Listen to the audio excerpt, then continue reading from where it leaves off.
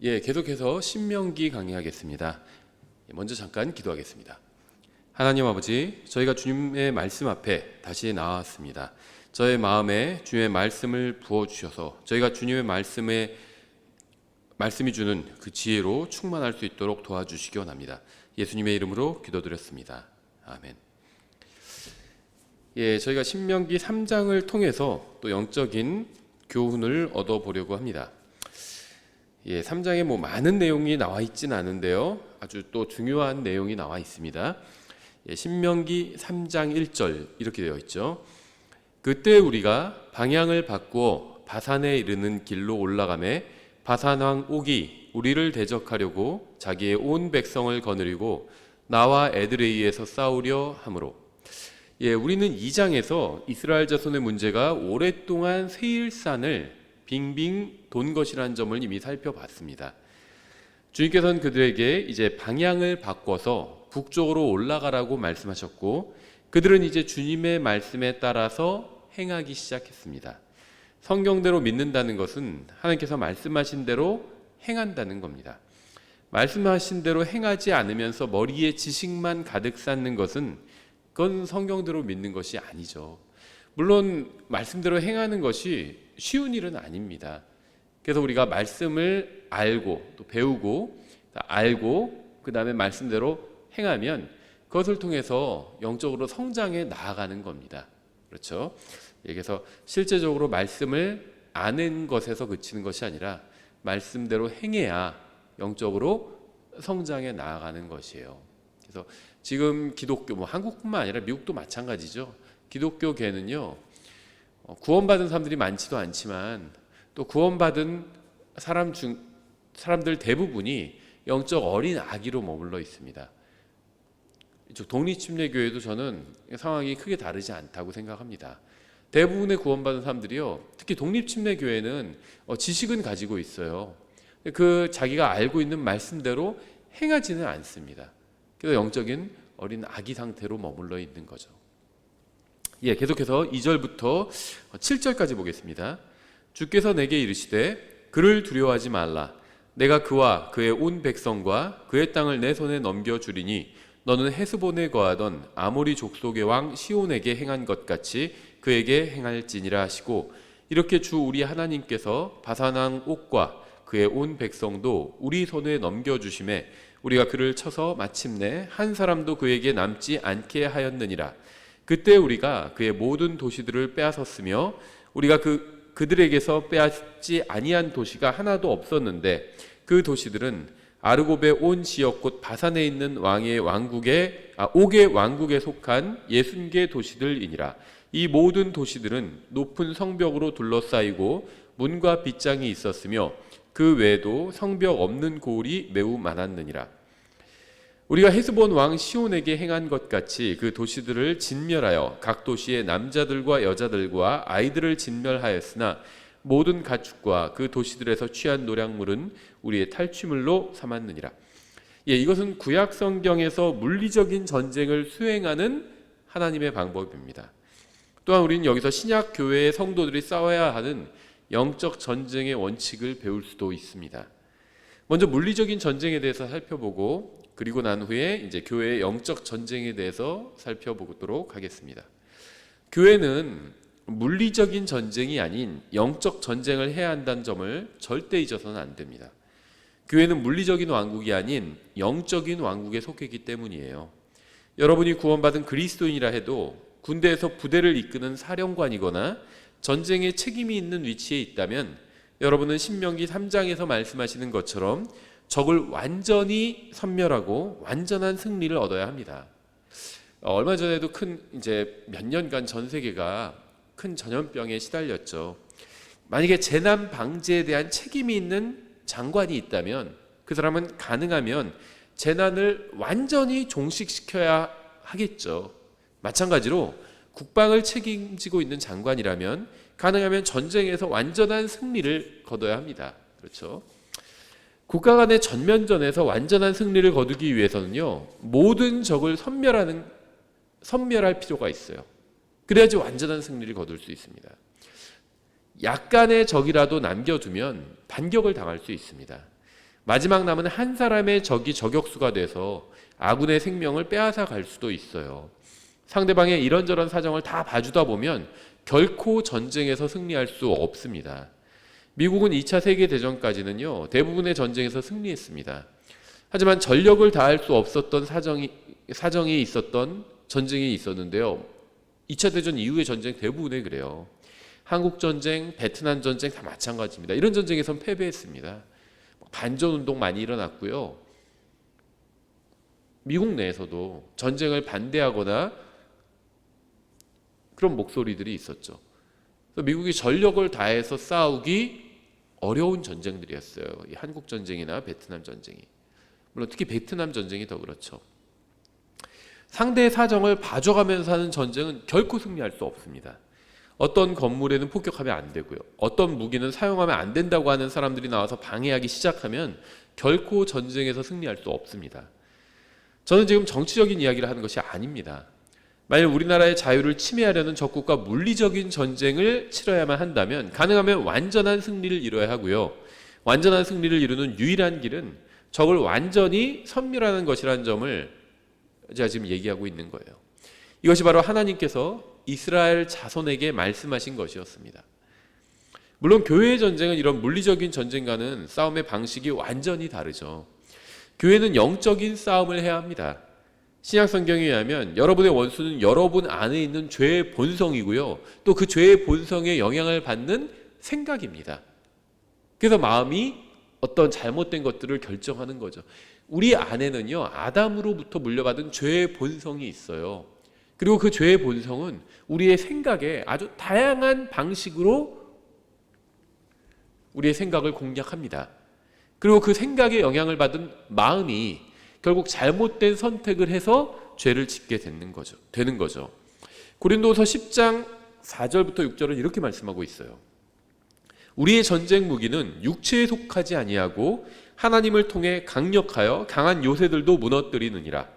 우리는 상상하는 것들과 또 하나님을 아는 것을 대적하여 스스로를 높이는 모든 높은 것을 무너뜨리고 모든 생각을 사로잡아 그리스도께 순종하게 하며 너의 순종이 이루어질 때 모든 불순종을 응징하려고 준비되어 있노라. 우리는 모든 생각을 사로잡아 그리스도께 순종하게 해야 합니다. 만일 이것을 하고 있지 않다면 그리스도인의 영적 전쟁을 하고 있지 않은 것이고 결코 영적인 전쟁에서 승리할 수 없습니다. 그가 무도하고 사악한 생각만 사로잡아서 그리스도께 복종하게 하는 것으로는 충분하지 않아요. 모든 생각을 사로잡아 그리스도께 복종하게 해야 합니다. 조금이라도 부적절한 생각이나 그리스도를 높이고 그분께 영광을 돌리는 것이 아닌 생각은 모두 사로잡아서 주님의 말씀과 비교해보고 합당하지 않으면 그것을 버려야 합니다. 우리는 모든 생각을 사로잡아서 그리스도께 복종시켜야 합니다. 그래야 하나님께서 원하시는 완전한 승리를 얻을 수 있습니다. 6절에 이렇게 되어 있죠. 우리가 헤스본 왕 시온에게 행한 것 같이 그 도시들을 진멸하여 각 도시의 남자들과 여자들과 아이들을 진멸하였으니. 대부분의 현대인들은요, 성경이 아닌 TV나 인터넷에 세뇌되어 있습니다. 완전히 장악되어 있어요. 자기가 그걸 모를 뿐입니다. 그리고 불행하게도 대부분의 그리스도인들도 예외가 아니에요. 하나님의 말씀이 아니라 자기의 믿음의 근원이 인터넷에서 본 어떤 동영상입니다. 그 결과 세상 사람들은 말할 것도 없고 대부분의 그리스도인들도 성경을 기록된 그대로 믿거나 받아들이지 못하게 되었습니다. 신명기 3장 6절은 그리스도인의 영적 전쟁에 관한 말씀이 아니라 국가 간의 전면전에 관한 말씀입니다. 과거의 전쟁은 상대방을 몰살하지 않으면 우리가 몰살을 당하는 그런 전쟁이었어요. 만약 적국의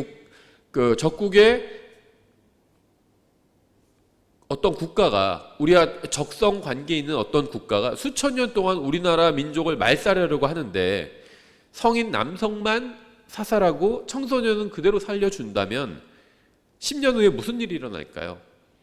오랫동안 서로 죽고 죽이는 적성 국가인 경우를 제가 말하는 거예요. 청소년을 그대로 두면요, 10년 후에 그들이 우리를 죽이려 올 것은 뻔합니다.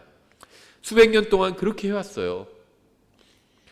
저는 전쟁을 원하지 않습니다. 평화를 원해요. 저는 주님께서 재림하셔서 1000년간 이 세상에 평화의 기간이 도래하기를 간절하게 기다립니다. 저는 전쟁과 죽음과 살인과 피 흘림과 슬픔과 고통이 없는 하늘나라에 가서 주님과 함께 영원을 보내기를 갈망합니다. 저는 그리스도인으로서 평화주의자이지만 실제 전쟁이 일어나서 누군가 우리나라 민족을 말살하려고 한다면 성경적으로 대응하는 방법에 관해서 지금 얘기하고 있는 거예요. 8절부터 17절까지 보겠습니다. 그때 우리가 요르단 이쪽에 있는 땅을 아르논 강에서부터 헤르몬 산까지 아모리 족속의 두 왕의 손에서 빼앗았는데 그 헤르몬을 시돈 사람들은 시론이라 부르고 아모리 족속은 스닐이라 부르느니라. 우리가 빼앗은 것은 평야의 모든 도시들과 온 길르앗과 바산에 있는 옥의 왕국의 도시들인 살과 에드레이에 이르는 온 바산이니 이는 거인들 중에서 남은 자들 가운데 남아있는 자가 오직 바산 왕 옥뿐이었기 때문이라. 보라, 그의 침상틀은 쇠 침상틀이었느니라. 그것이 암몬 자손의 라빠스에 있지 아니하냐. 사람의 규빗으로 재면 그것의 길이가 9규빗이요 그것의 너비가 4규빗이니라. 그때 우리가 소유한 이 땅 곧 아르논 강 옆 아로엘에서부터 길라산의 절반과 그곳의 도시들을 내가 루벤 족속과 갓 족속에게 주었고 길라의 남은 부분과 옥의 왕국인 온 바산을 므낫세 반 지파에게 주었나니 곧 온 바산을 포함한 아르곱의 온 지역이니라. 이곳은 거인들의 땅이라 불렸는데 므낫세의 아들 야일이 구술 족속과 마가 족속의 지경까지 이르는 아르곱의 온 지역을 취한 뒤 자기 이름을 따라 그곳들을 바산 하봇 야일이라 불렀으므로 이날까지 그 이름이 내려오고 있느니라. 내가 마기엘에게 길랏을 주었고 루벤 족속과 갓 족속에게는 길랏에서부터 아르논 강까지 골짜기의 반을 주었는데 그 경계는 암몬 자손의 경계인 야복 강까지니라. 또한 평야와 요르단과 그것의 지경이니 곧 긴네렛에서부터 평야의 바다 즉 동쪽으로 아스토비스가 밑에 있는 여메까지의 지역이니라. 이스라엘 주변 국가들은 이스라엘이 민족이 되었을 때부터 처음부터 그들을 증오했습니다. 그리고 20년마다 전쟁을 일으켜서 침공해 왔어요. 이스라엘은 적을 완전히 말살하지 못했고 그 결과 적은 다시 전열을 정비해서 침공해 오는 일이 계속 반복되었습니다. 그래서 주님께서는 이스라엘 자손에게 완전한 승리를 얻는 법을 미리 가르쳐 주셨던 겁니다. 물론 교회인 우리의 전쟁은 이와는 완전히 다르죠. 우리는 그리스도인으로서 영적 전쟁을 치러야 합니다. 우리는 대부분의 마약과 대부분의 술과 대부분의 담배와 대부분의 부적절한 영상과 대부분의 세상적인 책들과 대부분의 나쁜 친구들만 끊어내면 되는 것이 아니에요. 그래서 결코 승리를 누릴 수 없습니다. 대부분의 나쁜 것들을 끊어내는 것으로는 부족합니다. 회개하고 죄로부터 완전히 돌아서야 하고요. 주님 앞에 나와서 주님의 말씀으로 우리의 생각과 마음을 가득 채워야 합니다. 죄로부터 완전히 승리하는 비결은 삶에서 죄를 완전히 몰아내는 것입니다. 남겨둔 약간의 죄가 지금 당장 큰 문제를 일으키지 않을 수는 있어요. 지금 당장 주님을 바라보는 동안에는 별 문제가 되지 않을 수도 있습니다. 하지만 잠시 주님께로부터 눈을 돌리는 순간 남겨두었던 조그만 죄가 다시 예전의 죄로 끌고 가 버릴 수 있다는 사실을 명심해야 합니다. 신명기 3장에서 말씀하시는 원칙은 단순합니다. 전쟁을 하게 된다면 완전한 승리를 거둬야 한다는 거예요. 그리고 완전한 승리를 거두기 위해선 적을 완전히 섬멸해야 한다는 겁니다. 회개하려면 완전히 회개해야 한다는 거예요. 이게 신약 성경에 그리스도인이 치러야 하는 영적 전쟁인 거죠. 구약 성도들은 물리적인 전쟁을 치렀어요. 그래서 물리적인 적을 완전히 섬멸해야 했습니다. 하지만 신약의 그리스도인들은요, 물리적인 싸움을 하지 않습니다. 영적 싸움을 하고 있고요. 신약의 그리스도인들이 싸워야 하는 전쟁터는 바로 그리스도인들의 마음이에요. 구약 성도들이 싸워야 했던 전쟁터는 가나안 땅이었죠. 가나안 땅에 들어가서 싸워서 차지해서 이겨야 했습니다. 신약의 그리스도인들이 싸워야 하는 전쟁터는요, 자식의 마음이에요. 남의 마음이 아닙니다. 남의 마음을 자꾸 바꾸려고 하지 마세요. 그건 불가능합니다. 못 바꿔요. 내 마음도 내가 지금 다루기가 어려운데 남의 마음을 어떻게 바꿔요? 못 바꿉니다. 다른 사람의 마음은 못 바꿔요. 그 다음에 그리스도인이건 아니건 우리 가족이건 누구건 상관없습니다. 다른 사람의 마음은 못 바꿔요. 포기해야 합니다. 나의 마음을 바꿔야 돼요. 나의 마음을. 그리스도인의 영적 전쟁터는요, 마음이에요. 인간의 마음인데 다른 사람의 마음이 아니라 나의 마음입니다. 나의 마음에서 하나님의 말씀과 위배되는 것들과 싸우는 거예요. 그것들을 다 몰아내는 겁니다. 그게 죄예요. 그게 잘못된 것이고, 그게 당장은 죄가 아닐 수 있어도 죄를 만들어내는 것들입니다. 하나님의 말씀에 일치하지 않는 그런 생각들이 있잖아요. 내 마음속에. 그것들을 몰아내야 된다는 거예요. 하나님의 말씀으로. 그게 그리스도인의 영적 전쟁입니다. 다른 사람의 마음을 갖고 싸우려고 하지 마세요. 실패합니다. 관계는 파탄나요. 다른 사람의 마음을 두고 싸우려고, 고치려고 하고 바로잡으려고 하면요, 관계가 파탄나 버려요. 내 마음을 고치세요. 각자 자기 마음을. 다른 사람의 마음은요, 신경 쓰지 마세요. 기도해 주십시오. 그 사람을 위해서. 내 마음을 하나님의 말씀에 맞게 고치려고 하세요. 그게 그리스도인의 영적 싸움입니다. 다른 사람의 마음을 고치려고 하면요, 그거는 영적 싸움이 아니라 육신적인 싸움이 돼버려요. 그 사람과 다투게 됩니다. 왜 당신은 이렇게 안 하는 거야? 성경에 이렇게 되는데 왜 당신은 이렇게 안 하는 거야? 그게 육신적인 싸움이에요. 그리스도인의 영적 싸움은요, 자기 마음을 바로잡는 겁니다. 하나님의 말씀으로. 18절 이렇게 되어 있습니다. 그때 내가 너희에게 명령하여 이르기를 주 너희 하나님께서 이 땅을 너희에게 주사 소유하게 하셨으므로 너희 곧 싸울 수 있는 모든 자들은 무장하고 너희 형제들은 이스라엘 자손보다 앞서 건너갈 것이나 너희에게 가축이 많은 줄 내가 아노니 너희 아내들과 어린 것들과 가축은 내가 너희에게 준 너희 도시들에 머무를지니라. 주께서 너희에게 안식을 주신 것 같이 너희 형제들에게 안식을 주사 마침내 그들도 요르단 건너편에서 주 너희 하나님께서 그들에게 주신 땅을 소유하게 되거든 그 뒤에 너희 각 사람은 내가 너희에게 준 자기 소유로 돌아갈 것이니라 하였느니라. 하나님은요, 이 세상 그 누구보다 현명하신 분입니다. 하나님의 말씀에 의하면 여자는 전투에 투입되지 않아요. 여자는 남자가 전투를 치르는 동안 집에 거하며 아이들을 돌봐야 합니다. 이것이 하나님의 원칙이에요. 우리가 어떤 생각을 하는지는 중요하지 않습니다. 하나님은 우리보다 훨씬 더 현명하신 분이에요. 여자가 전투에 참여하지 않는 이유는 일반적으로 남자가 여자보다 강하기 때문입니다. 남자는 신체 구조와 정신이 또 감정이 여자보다 싸우기에 훨씬 더 유리하고 또 적합합니다. 치고받고 싸우고요. 그러기에 여자보다 남자가 훨씬 더 유리해요. 신체도 그렇고요. 정신도 그렇습니다. 여자와 남자는 신체적으로나 정신적으로나 결코 동등하지 않아요. 일반적으로 남자는 여자보다 신체적으로 강하고요. 정신적으로 훨씬 더 이성적입니다. 더 차갑다는 거예요. 냉혹하게 다른 사람을 죽이는 그런 살인자가요, 여자도 있겠죠. 근데 남자가 압도적으로 더 많아요. 아주 유능했던 장군이나 군인들도요, 여자보다 남자가 압도적으로 많습니다. 그러니까 남자는 신체적으로도 여자보다 훨씬 강하고요, 정신도 훨씬 더 냉혹합니다. 그렇죠. 일반적인 얘기를 하는 거예요. 일반적으로 그렇다는 거예요. 일반적으로 여자는요, 남자보다 신체적으로나 정신적으로나 훨씬 더 부드러워요. 여자는 신체도 더 부드럽고 정신도 더 부드럽습니다. 남자는 신체도 더 강하고 단단하고요, 정신도 더 단단합니다. 물론 여자가 더 단단한 경우도 있어요. 근데 일반적인 얘기를 하는 겁니다. 일반적으로 그렇다는 거예요. 일반적으로 여자는 신체나 정신이나 훨씬 더 남자에 비해서 더 말랑말랑하다는 거예요. 또 포로로 잡히는 경우에 여자가 남자보다 훨씬 더 혹독한 고초를 당한다는 것은 우리가 길게 설명할 필요가 없겠죠. 21절 그때 내가 여호수아에게 명령하여 이르기를 주 너희 하나님께서 이 두 왕에게 행하신 모든 일을 내 눈이 보았는데 내가 지나가는 모든 왕국에도 주께서 그와 같이 행하시리니. 과거의 승리는 미래의 전투에 용기를 줍니다. 이스라엘은 과거에 주님을 신뢰하고 전투에 나아가서 승리했습니다. 같은 믿음을 가지고 다시 전투에 나아가면 주님께서 또 다른 승리를 주실 것입니다.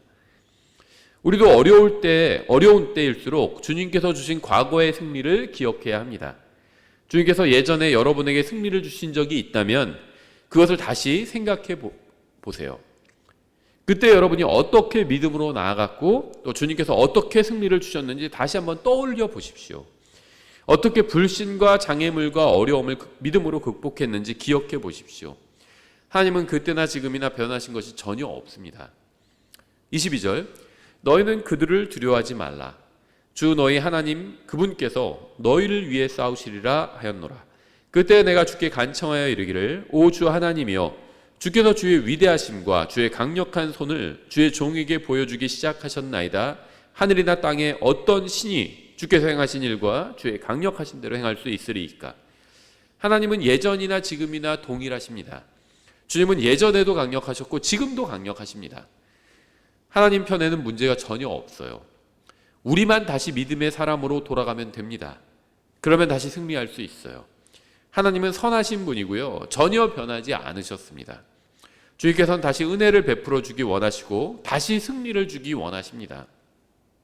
25절 원하건대 내가 건너가 요르단 건너편의 좋은 땅 곧 저 좋은 산과 레바논을 보게 하옵소서 하였으나 주께서 너희로 인해 내게 진노하사 내 말을 들으려 하지 아니하시고 주께서 내게 이르시기를 그만하면 내게 충분하니 이 일에 대해 더 이상 내게 말하지 말라.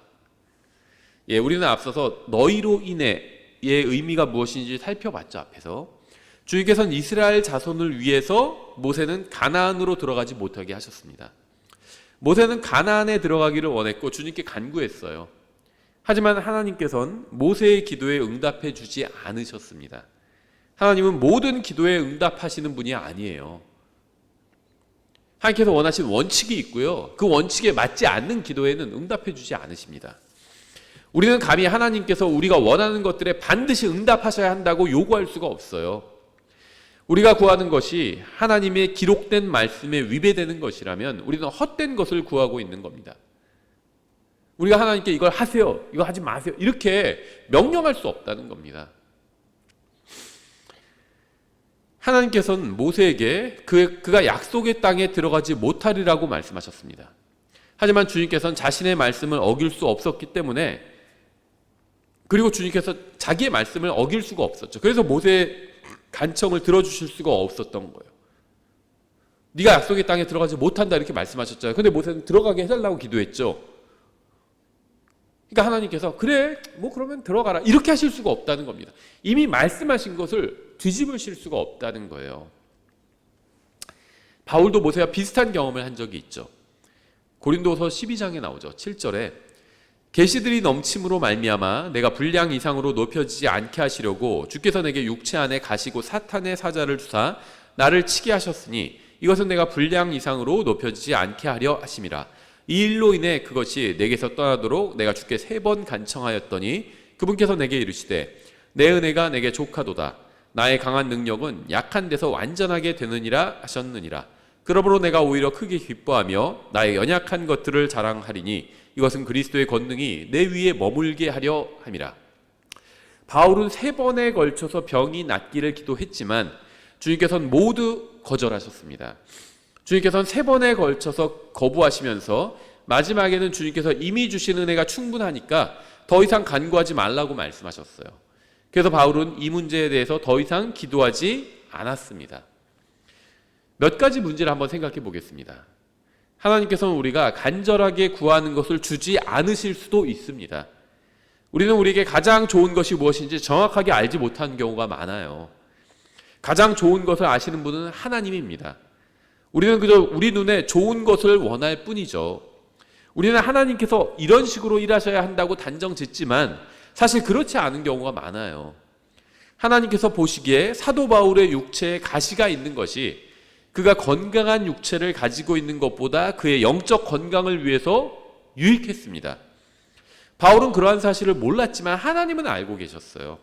그래서 무지한 바울이 주님께 간구했지만 가장 좋은 것을 알고 계시는 하나님께서는 그의 간구를 들어주지 않으셨습니다.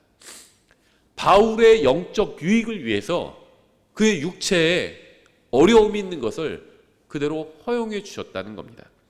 모세는 왜 가나안에 들어갈 수 없었을까요? 하나님께서 반석에게 말하라고 말씀하셨는데 모세가 반석을 쳤기 때문이었죠. 하나님의 말씀에 순종하지 않았던 겁니다. 이스라엘 자손 중에는 단 한 번의 불순종으로 인해서 가나안에 들어가지 못한 자들이 있죠. 광야를 40년 동안 돈 사람들이 있잖아요. 한 번의 불순종으로 인해서.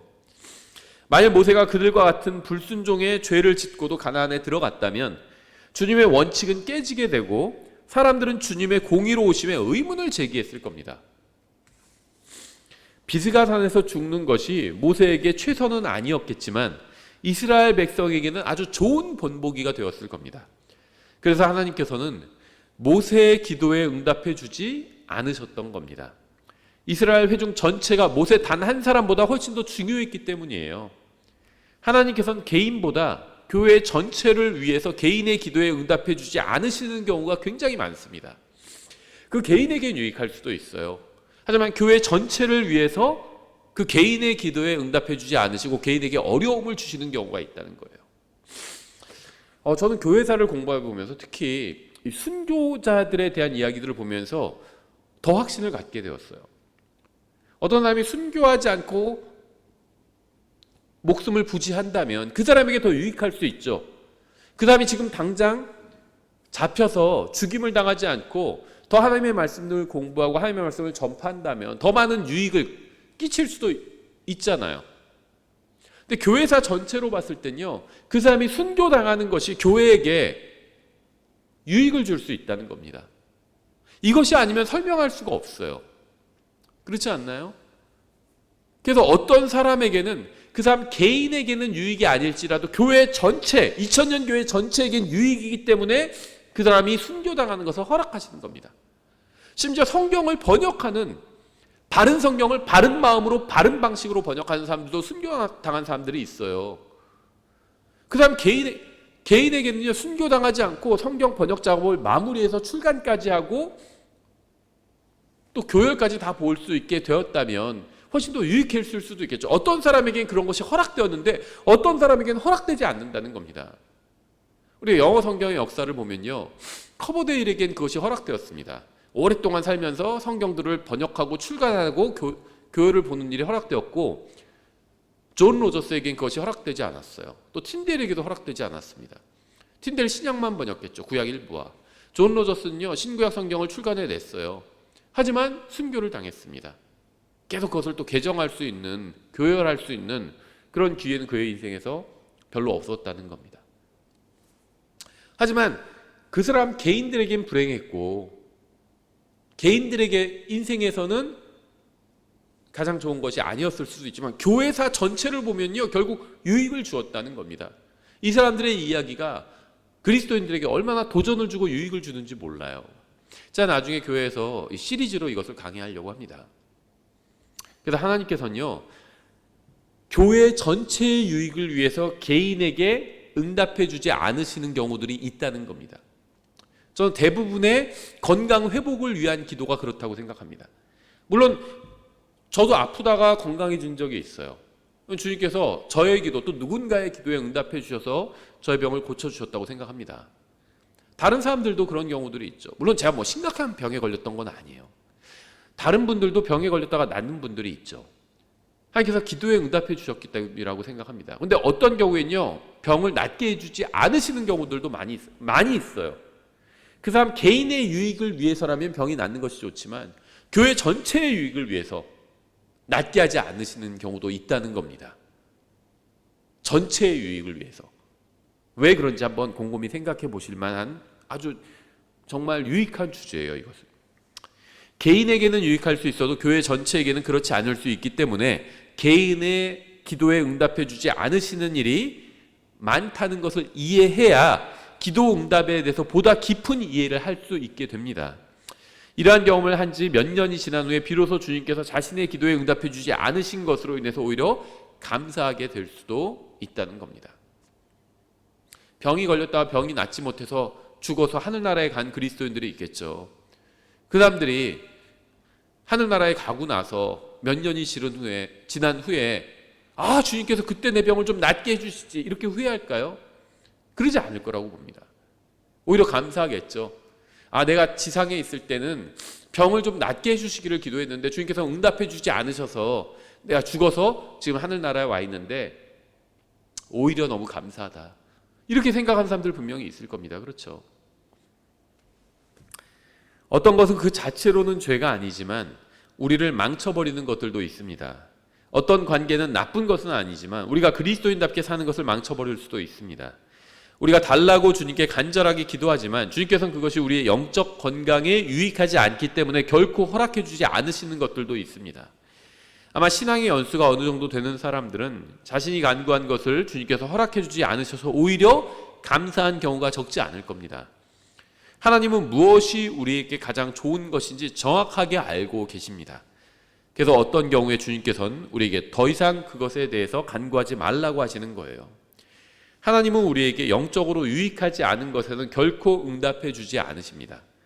또한 주님께서는 이미 성경을 통해서 분명하게 말씀하신 것에 위배되는 것을 구하는 기도에도 응답하지 않으실 겁니다. 주님께서는 예수님을 거부하고 죽은 사람도 구원받을 수 있게 해달라는 기도에는 결코 응답하지 않으실 겁니다. 예수님을 명백하게 거부한 사람들 있잖아요. 그 사람들은 결코 구원받을 수 없어요. 또 새하늘과 새 땅을 만들지 마시고 지금 현재의 세상을 영원히 보존해 달라는 기도에도 응답해 주지 않으실 겁니다. 우리가 무엇인가를 간구했다는 이유만으로 하나님께서 성경을 고치시거나 성경을 지우고 다시 기록하지는 않으실 겁니다. 하나님께서는 인간의 기도에 응답하지 않으시는 이유는 많이 있어요. 그래서 예수님께서는 우리가 반드시 하나님의 뜻대로 구해야 한다고 말씀하신 거죠. 요한일서 5장 14절 15절에 있죠.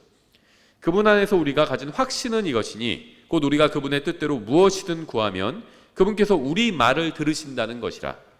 우리가 무엇을 구하든지 그분께서 우리 말을 들으시는 줄 우리가 알거든 우리가 그분께 구하여 청원한 것들을 우리가 얻는 줄 우리가 아느니라. 우리가 주님의 뜻대로 구하고 주님께서 기뻐하시는 일을 행하면 주님께서는 우리의 기도에 응답해 주실 겁니다. 요한일서 3장 22절이죠. 무엇이든지 우리가 구하는 것을 그분에게서 받나니 이는 우리가 그분의 명령들을 지키고 그분의 눈앞에서 기쁨이 되는 그 일들을 행하기 때문이라. 그분의 명령들을 지키고 기쁨이 되는 일들을 행하고 그분의 뜻대로 구하면 응답해 주신다는 겁니다. 27절로 돌아와서 29절까지 보겠습니다. 너는 비스가 꼭대기로 올라가 서쪽과 북쪽과 남쪽과 동쪽을 향해 내 눈을 들고 내 눈으로 그 땅을 보라. 이는 내가 이 요르단을 건너지 못할 것이기 때문이라. 오히려 너는 여호수아에게 책무를 주고 그의 용기를 북돋우며 그를 강건하게 하라. 그가 이 백성 앞에서 건너가 내가 볼 땅을 그들이 상속하게 하리라 하셨느니라. 이에 우리가 벳볼 맞은편 골짜기에 거하였느니라. 훌륭한 인도자의 마지막 임무는 사역을 계속 지속할 수 있게 좋은 후계자를 선택해서 세우는 것입니다. 모세는 여호수아를 후계자로 세우고 그에게 용기를 북돋아 주었습니다. 불행하게도 오늘날 많은 영적 인도자들이 후계자를 세우는데 실패하고 있어요. 오히려 젊은 사역자의 은사와 재능을 시기해서 그의 앞길을 막는 경우도 많이 있습니다. 하지만 모세는 여호수아를 세워주고 그가 자신이 얻지 못한 것을 누릴 수 있도록 격려했습니다. 자신이 누리지 못하는 복을 다른 사람이 누리는 것을 시기하지 않고 도와준다는 것은 대단히 어려운 일이 분명합니다. 하지만 모세는 세상에서 가장 온유한 사람이었기 때문에 기꺼이 여호수아에게 모든 것을 넘겨주었습니다. 이거는 독립침례교회나 일반 교회나 할 거 없이요. 많은 사역자들이 은퇴를 앞둔 사역자들이 자기 사역을 자기 자식에게 물려주려고요. 은사가 있는 부사역자들이나 다른 사람들 교회에서 쫓아내는 경우들이 많이 있어요. 이단도 있고요. 이단들도 그렇고요. 일반 개신교도 그렇고 독립침례교회도 다르지 않은 경우가 많아요. 교회가 조그만 교회는 별 상관없는데 조금만 교회가 좀 규모가 있으면요. 그거를 은사가 있는 다른 형제에게 젊은 형제에게 물려주기를 대단히 아까워하더라고요. 자기 자식에게 주고 싶어요. 미리 다 쫓아냅니다. 명목을 만들어서. 시기하고요. 후배 사역자를 시기하는 경우도 굉장히 많이 있어요. 자기가 하지 못한 것을 해내는 사역자를 보면요. 시기합니다. 깎아내려요. 이런 사람들 많이 있습니다. 선배 사역자들이 망치는 거예요. 후배 사역자의 길을. 많이 있습니다. 이건 회개해야 돼요. 끝으로 24절을 보고 마치겠습니다. 오 주 하나님이여 주께서 주의 위대하심과 주의 강력한 손을 주의 종에게 보여주기 시작하셨나이다. 하늘이나 땅에 어떤 신이 주께서 행하신 일과 주의 강력하심대로 행할 수 있으리이까. 하나님은 우리가 생각하는 것보다 훨씬 더 위대하신 분이고 우리가 아는 것보다 훨씬 더 강하신 분이고요. 우리가 상상하는 것보다 훨씬 더 놀라우신 분입니다. 우리가 주님을 알면 알아갈수록 과거에 우리가 하나님에 대해서 알던 것들은 모두 극히 작은 일부에 불과했다는 점을 인정할 수밖에 없을 겁니다. 우리는 앞으로 100만 년이 지난 후에도 벅찬 가슴으로 오 주 하나님이여 주께서 주의 위대하심과 주의 강력한 손을 주의 종에게 보여주기 시작하셨나이다. 하늘이나 땅에 어떤 신이 주께서 행하신 일과 주의 강력하심대로 행할 수 있으리까라고 고백할 수 있을 겁니다. 우리는 영원에서도 계속해서 하나님의 강하심과 위대하심을 보고 놀랄 겁니다. 우리 하나님보다 더 위대하시고 더 놀라우시고 더 은혜로우시고 더 많은 사람을 구원하시고 더 지혜로우신 분은 없습니다.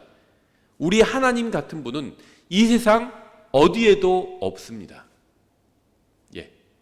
여기까지 보겠습니다. 감사합니다.